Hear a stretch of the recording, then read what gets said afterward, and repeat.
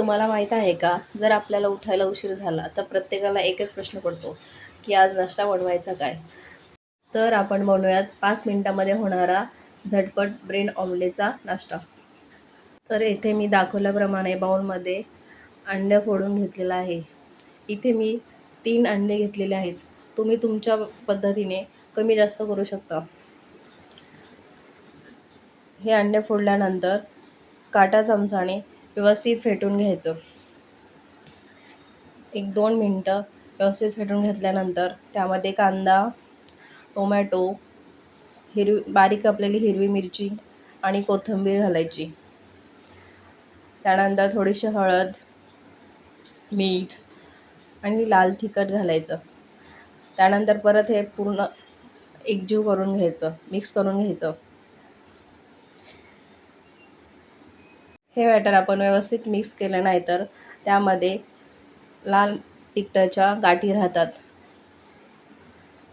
इथे आपण या बॅटरमध्ये ब्रेड डीप करून घेतला आहे. व्यवस्थित दोन्ही बाजूने डीप करून घ्यायचा. त्याच्यामध्ये जो कांदा टोमॅटो घातला होता तो वरच्या साईडला येईल अशा पद्धतीने तो डीप करून घ्यायचा.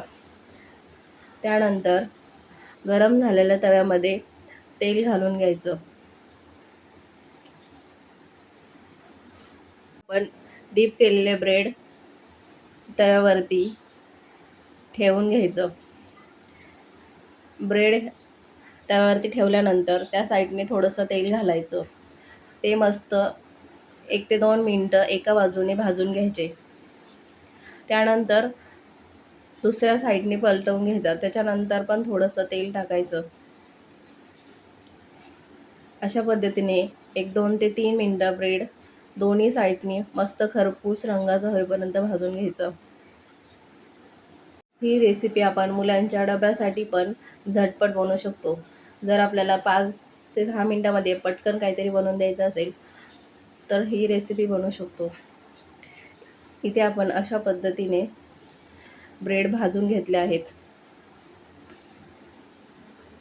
तर मी अशाच पद्धतीने बाकीचे ब्रेड पण भाजून घेतलेले आहेत.